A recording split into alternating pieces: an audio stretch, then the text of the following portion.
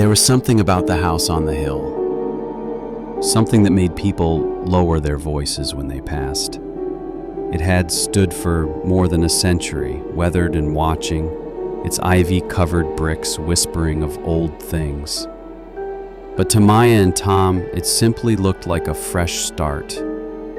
They had left the city with tired hearts and heavy shoulders. The miscarriage had left an ache they didn't know how to name, and the countryside offered the quiet they craved.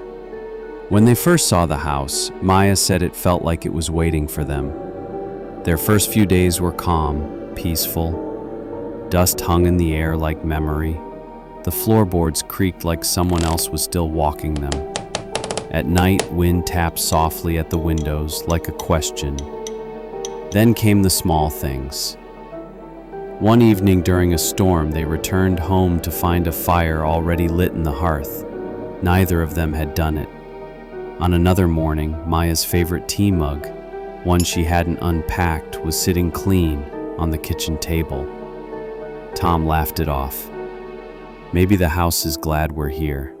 But Maya wasn't so sure. At night, she started to feel watched. Not in a cruel way, more like someone keeping her company.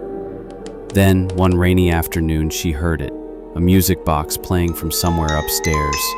Soft, delicate, like a lullaby. She followed the sound to the guest room and found nothing, but etched into the windowsill were the letters, E.M.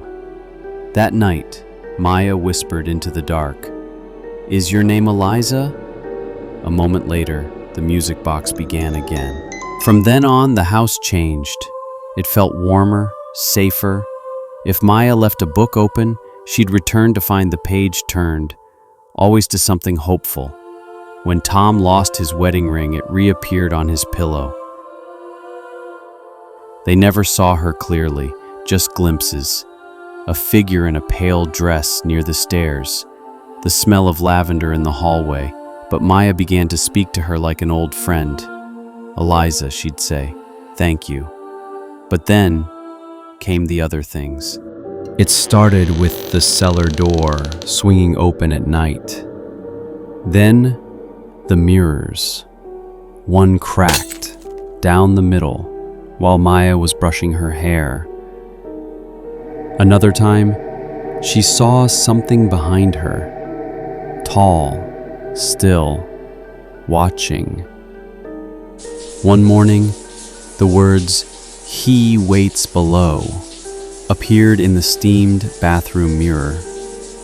Tom said it was moisture. Maya wasn't so sure. That night, something growled at the bedroom door. Terrified, Maya began to research the house's history. She learned it once belonged to a man named Isaac Henley, a landowner known for cruelty. During a fire in the 1880s, he locked several of his servants in the cellar, fearing they'd steal from him as they fled.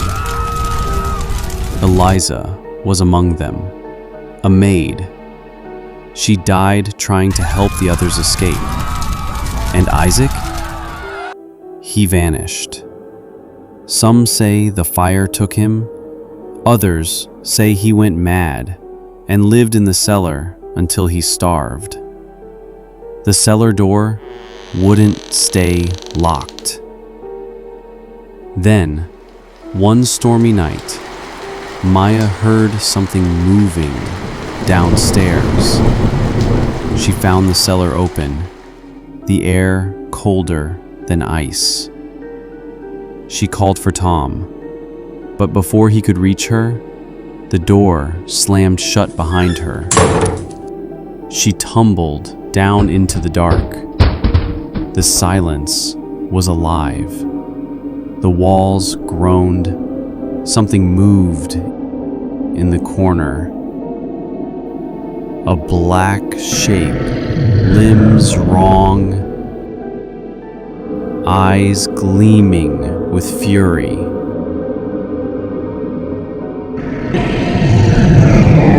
Then, a light. soft and gold, began to glow beside her. It was Eliza. She stood between Maya and the darkness, one hand raised, her face calm. Tom burst in moments later, having found the emergency latch. As they climbed out, Maya looked back once and saw the dark shape dissolving into shadow, Eliza's hand still raised. The next morning, Maya found an old music box buried behind the house. Inside it was a scorched letter.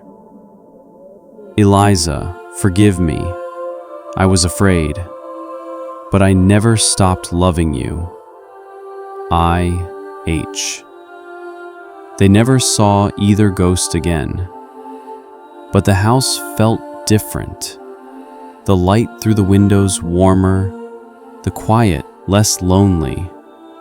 Months later, Maya and Tom painted the front gate and added a wooden sign above it, Eliza's Rest.